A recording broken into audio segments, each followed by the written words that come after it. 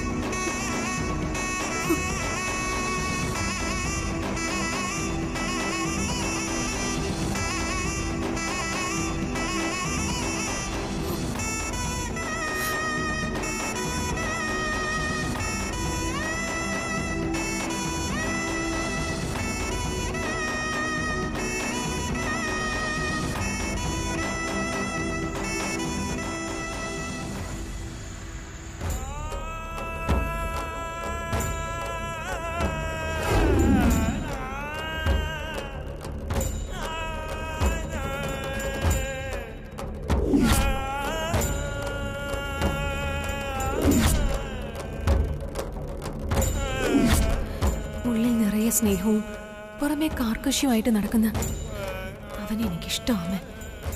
അവനിപ്പോഴും എന്നോട് വെറുപ്പ് തന്നെയായിരിക്കും. എന്നാലും സാരമില്ല, ആ വെറുപ്പിനെയും ഞാൻ ഇഷ്ടപ്പെട്ടു തുടങ്ങി.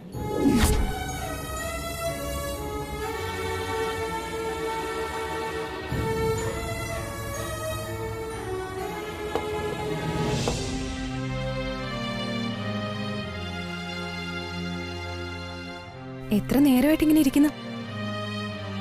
എന്താ, ഉറങ്ങാനുള്ള ഉദ്ദേശമൊന്നുമില്ലേ? എന്തോ ഉറക്കം അങ്ങോട്ട് വരുന്നില്ല. പതിവില്ലാതെ പഴയ ഓർമ്മകൾ ഞാനിങ്ങനെ ആലോചിക്കുകയായിരുന്നു. നന്ദനെ, ഒരു കാര്യം ഞാൻ ചോദിക്കട്ടെ? എന്നെ കുറിച്ച് നന്ദനയുടെ ഇപ്പോഴത്തെ കാഴ്ചപ്പാടെന്താ? കാഴ്ചപ്പാടോ? അഭിപ്രായം. അതിപ്പോ ഞാൻ എന്തു പറയാനാ? അതെന്താ, ഭാര്യയ്ക്ക് ഭർത്താവിനെ കുറിച്ച് ഒരു അഭിപ്രായവും ഇല്ലേ? അങ്ങനെ ചോദിച്ചാ ഇപ്പൊ നല്ല അഭിപ്രായ. ഇങ്ങനെ ഒരു ഒഴുക്കം മറ്റുള്ള ആൻസർ അല്ല ഞാൻ പ്രതീക്ഷിക്കുന്നേ. സത്യവാ ഞാൻ പറഞ്ഞേ. എനിക്കിപ്പോ അരവിന്ദിനെ കുറിച്ച് വളരെ നല്ല അഭിപ്രായം. പണ്ടത്തെ പോലെയല്ല, ആള് കുറെ മാറി, കുറച്ചുകൂടി സീരിയസ് ആയി. പിന്നെ ഉത്തരവാദിത്തങ്ങളൊക്കെ വന്ന പോലെ. പഴയ അരവിന്ദനെയാണോ അതോ ഇപ്പോഴത്തെ അരവിന്ദനാണോ നിനക്ക് ഇഷ്ടം? സംശയമില്ല, ഇപ്പോഴത്തെ അരവിന്ദനെ തന്നെ.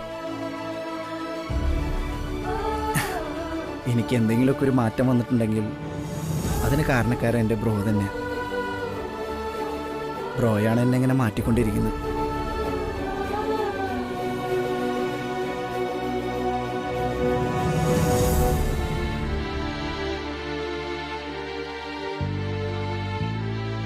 നമ്മൾ ഇനിയും മാറും. അതിന് നമ്മുടെ ലൈഫിലേക്ക് പുതിയൊരാൾ വരണം, മൂന്നാമതൊരാളുണ്ടാവണം. നമ്മളെ നിയന്ത്രിക്കാൻ, നമ്മളെ സ്നേഹിക്കാൻ, നമുക്ക് സ്നേഹിക്കാൻ.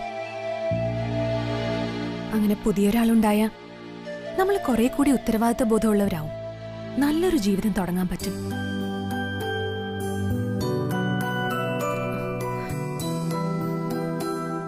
അല്ലേ അരവിന്ദ്?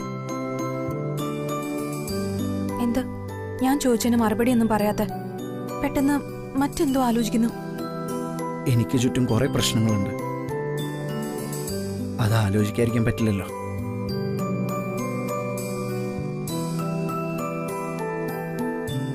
പ്രധാനമായിട്ടും എൻ്റെ ബ്രോയുടെ ചില പ്രശ്നങ്ങളാണ്. അതൊക്കെ ഒന്ന് ശാന്താവണം.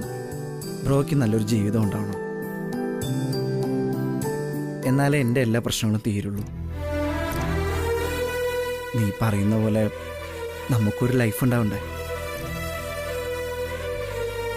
ആനന്ദിന്റെ പ്രശ്നങ്ങൾ പരിഹരിക്കാൻ കാത്തിരുന്ന് നമ്മുടെ ജീവിതം നമ്മൾ നശിപ്പിക്കണം എന്ന് കരുതി ആനന്ദിനെ വെറുക്കണമെന്നല്ല ഞാൻ പറഞ്ഞത്. ബ്രോയെ വെറുക്കേ? ഞാൻ എൻ്റെ ബ്രോയെ എത്രയേറെ സ്നേഹിക്കുന്നു നന്ദനയ്ക്ക് അറിയൂ. എനിക്കറിയാം. എനിക്ക് പലപ്പോഴും അസൂയയും ദേഷ്യവും ഒക്കെ തോന്നിയിട്ടുണ്ടെന്ന് ഞാൻ അരവിന്ദനോട് പറഞ്ഞിട്ടില്ലേ? ചിലപ്പോ ബഹുമാനവും തോന്നിയിട്ടുണ്ട്. ആനന്ദിന്റെ എല്ലാ പ്രശ്നങ്ങളും പരിഹരിക്കപ്പെടും. അരവിന്ദിന്റെ ബ്രോയ്ക്ക് നല്ലൊരു ജീവിതം ഉണ്ടാവും. അതിനുവേണ്ടി അരവിന്ദനോടൊപ്പം എന്ത് സഹായം ചെയ്യാനും ഞാൻ കൂടെ ഉണ്ടാവും.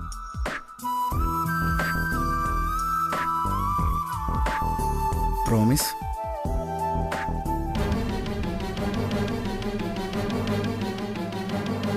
എന്തിനും ഏതിനും ഞാൻ അരവിന്ദിന്റെ കൂടെ ഉണ്ടാവും. ഇതെന്റെ വാക്ക്. സോറി. കൈ തരണമെങ്കിൽ ഈ കൈയിലെ കറ മുഴുവൻ പോയെന്നേ എനിക്ക് വ്യക്തമായിട്ട് ബോധ്യപ്പെടണം. അതുവരെ ഇങ്ങനെ തന്നെ മുന്നോട്ട് പോട്ടെ.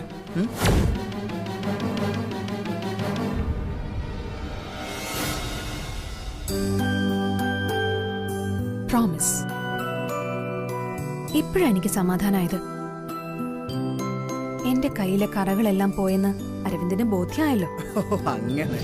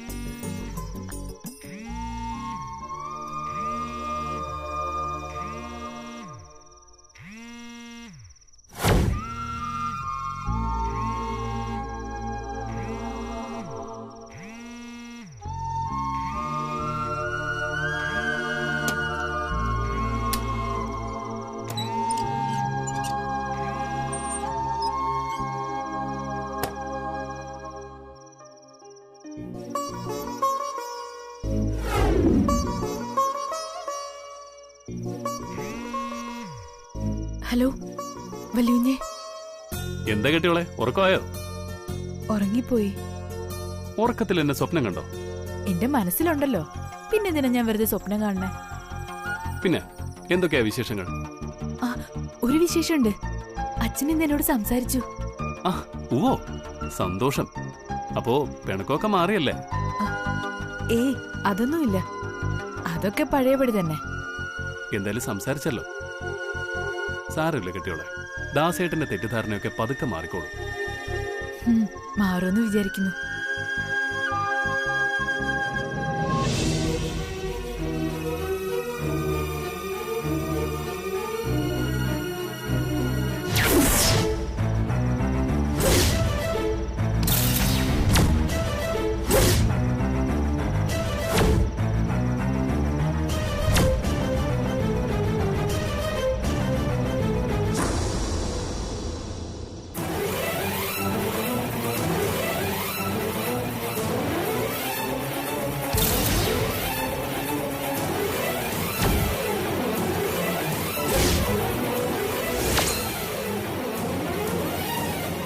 ആ, മറ്റൊരു വാർത്തയുണ്ട്. ഗംഗ ഇന്ന് ഫോണിൽ സംസാരിച്ചത് ഞാൻ ബ്ലൂടൂത്ത് വഴി കേട്ടു. അവള് സംസാരിച്ചത് മുംബൈയിലുള്ള ഏതൊരു ഫ്രണ്ടിനോടാണ്. ഇനി ആ ഫ്രണ്ട് ആരാണെന്ന് കണ്ടുപിടിക്കണം. അത് ഞാൻ പെട്ടെന്ന് തന്നെ കണ്ടുപിടിക്കും. എന്താ ഒന്നും മിണ്ടാൻ നിൽക്കുന്നേ? കെട്ടികൾക്ക് ഉറക്കം വരുന്നുണ്ടോ? ഉറക്കം വരുന്നുണ്ട്. ശരി, എങ്കിൽ ഉറക്കം ഞാനായിട്ട് കളയുന്നില്ല. ഉറങ്ങിക്കോ. Good night. Good night.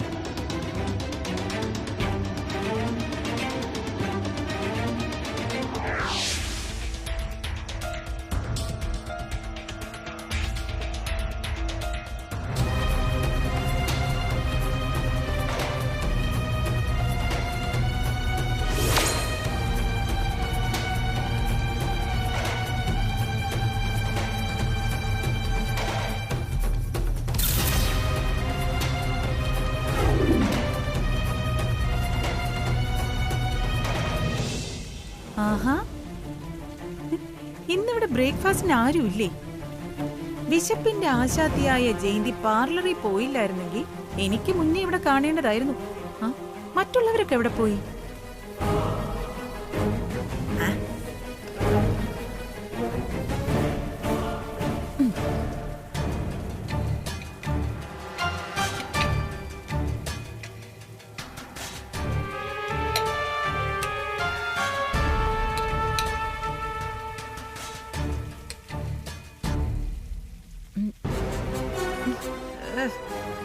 സത്യം പറഞ്ഞ അടുക്കളയിലേക്കുള്ള കല്യാണിയുടെ വരവ് കുറഞ്ഞതോടെ ആഹാരത്തിനൊക്കെ വല്ലാത്ത അരുചി.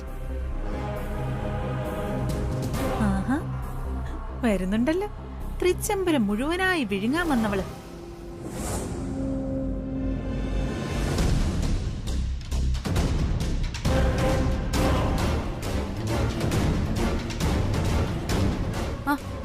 ആന്റി ഇപ്പോഴേ കഴിച്ചു തുടങ്ങിയ?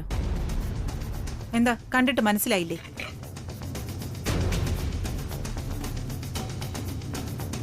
അതെ, ആ കസേരയിൽ ഇരിക്കാൻ പാടില്ല. അതെന്താ? ഈ കസേരയിലിരുന്ന് എന്താ കുഴപ്പം? ആഹാരം ഇറങ്ങില്ലേ? അതോ ഇതിന്റെ കാലൊടിഞ്ഞതാണോ? ആ, ഇപ്പൊ ഒടിഞ്ഞിട്ടില്ല. അതിലേ ഇരിക്കുമെന്ന് വാശി പിടിച്ച ചിലപ്പോ സ്വന്തം കാലൊടിഞ്ഞെന്ന് വരും. ഇരുന്ന് മുറുമുറുക്കാതെ വാ തുറന്ന് സംസാരിക്കടി. അതെ, തൃച്ചംബരത്തെ അഖിലാണ്ടേശ്വരി ആഹാരം കഴിക്കാൻ വന്നിരിക്കുന്ന കസേരയാ അത്. അത്രേ ഉള്ളോ? അത്രേ ഉള്ളൂ. അപ്പൊ ഞാനിരുന്ന ഒരു കുഴപ്പമില്ല. കുഴപ്പമുണ്ട്. അതിലെങ്ങനെ വലിഞ്ഞു കയറി വന്ന് ആരും ഇരിക്കാറില്ല. വലിഞ്ഞു കയറി വന്ന ചരിത്രമൊന്നും എന്നെ കൊണ്ട് പറയിപ്പിക്കാൻ ശ്രമിക്കല്ലേ വിലാസിനി. ഞാൻ എന്തായാലും ഇരുന്നു പോയി. ഇനി എഴുന്നേറ്റു മാറാൻ ഞാൻ ഉദ്ദേശിക്കുന്നുമില്ല. ഞാനതിന് യോഗ്യതയുള്ളവള് തന്നെയാ. എന്ത് യോഗ്യത? നിന്റെ യോഗ്യതകൾ എന്തൊക്കെയാണെന്നേ ഇവിടെ ഉള്ളവർക്ക് നന്നായിട്ട് അറിയാം. അതുകൊണ്ടേ യോഗ്യതയുടെ കാര്യമൊന്നും നീ പറയണ്ട. പറയൂടി. കീറപ്പായിൽ നിന്നും പട്ടുമത്തിയിൽ കിടക്കാൻ വന്നത് ഞാനല്ല, നീയാ. എന്റെ അമ്മ, ആ കസേരയൊന്ന് മാറിയിരിക്കും.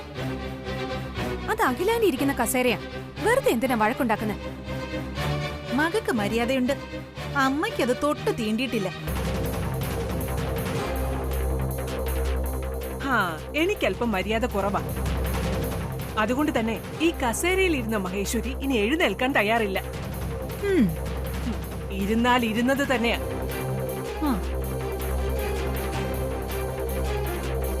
തൃച്ചംബരത്തെ അരവിന്ദിന്റെ ഭാര്യയുടെ അമ്മയാ ഞാൻ. ആഹാ, അത്രല്ലേ ഉള്ളൂ. തൃച്ചംബരത്തെ പരദേവതയൊന്നും അല്ലല്ലോ.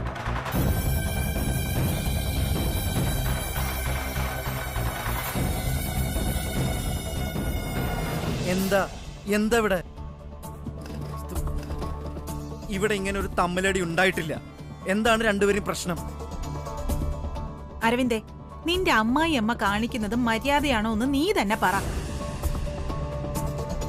ദേ നോക്ക്, അവരാരുടെ കസേരയിലാ കേറിയിരിക്കുന്നേന്ന്.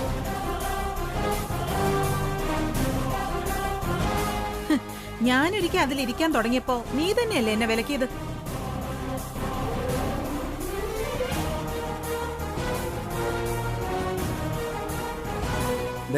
വേണ്ട, നീ സംസാരിക്കണ്ട, ഞാൻ പറഞ്ഞോളാം. നന്ദനയുടെ അമ്മേ, അത് ഞങ്ങളുടെ അമ്മ ആഹാരം കഴിക്കാനിരിക്കുന്ന കസേരയാ. അമ്മയെന്ന് പറഞ്ഞാൽ ഞങ്ങൾക്ക് ഞങ്ങളുടെ കാണപ്പെട്ട ദൈവമാ. അതുകൊണ്ട് അവിടെ നിന്നൊന്ന് മാറിയിരുന്നാൽ അത് ഞങ്ങൾക്ക് സന്തോഷമായിരിക്കും.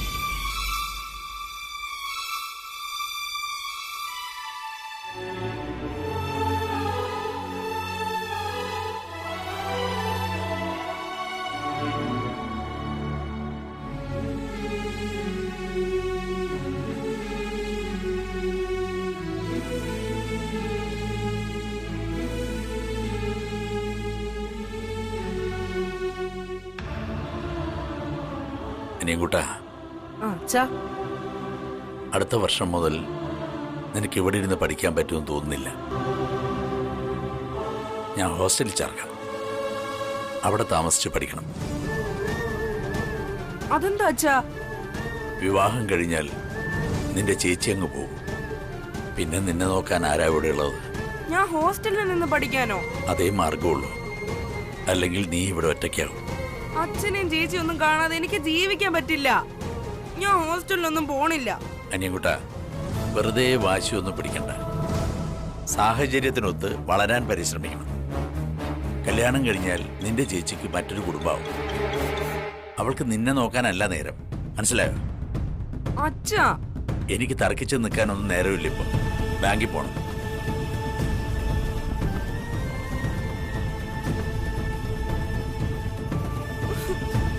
ചേച്ചി,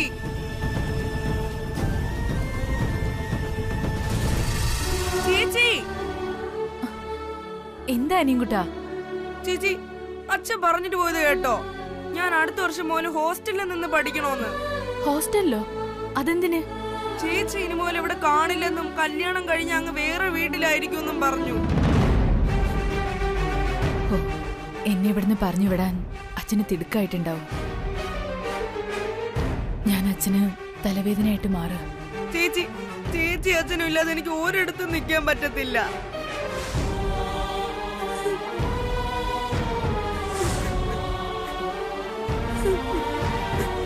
അനിയൻകുട്ടാ, കരയാതെടാ.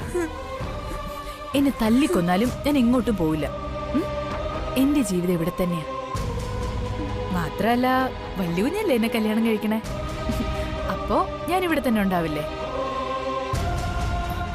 ഞാനെന്നും ഈ തൃച്ചംബരത്ത് തന്നെ ഉണ്ടാവും. നിങ്ങളും തൃച്ചംബരം ഇല്ലാതെ ചേച്ചിക്കൊരു ജീവിതം ഉണ്ടാടാ. കരയാതെ. എല്ലാം ഒരിക്കൽ നേരെയാവും. ദൈവം നമ്മളെ കൈവിടില്ല. മോൻ പോയിരുന്ന് പഠിക്ക്.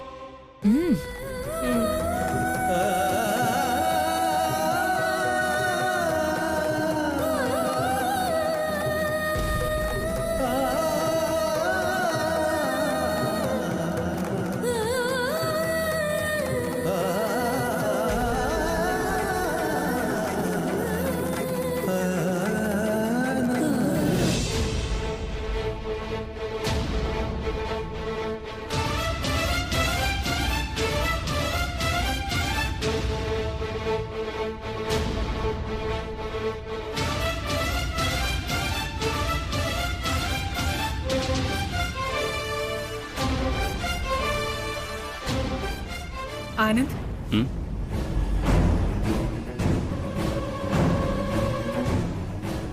ആനന്ദ്, ഞാൻ എന്തെങ്കിലും മോശമായിട്ട് പെരുമാറിയിട്ടുണ്ടെങ്കിൽ ആനന്ദ് എന്നോട് ക്ഷമിക്കണം. അതിന്റെ ഒന്നും ആവശ്യമില്ല. ഞാൻ ആനന്ദിനെ ഒറ്റയ്ക്കൊന്ന് കാണാൻ കാത്തു നിൽക്കുകയായിരുന്നു. എന്താ കാര്യം? ആദ്യം ഞാൻ ആനന്ദിനെ ശരിക്കും അങ്ങോട്ട് മനസ്സിലാക്കിയില്ല. മനസ്സിലാക്കി വന്നപ്പോ എനിക്ക് ആനന്ദിനോട് ബഹുമാനവും കൂടി. മനുഷ്യന് വേണ്ടത് മനസ്സലിവ. നിങ്ങളുടെ നിലയ്ക്കും വിലയ്ക്കും യോജിക്കാത്ത കല്യാണി എന്ന പെണ്ണിനെ സ്നേഹിച്ചത് തന്നെ ഒരു വലിയ കാരുണ്യമാണ്.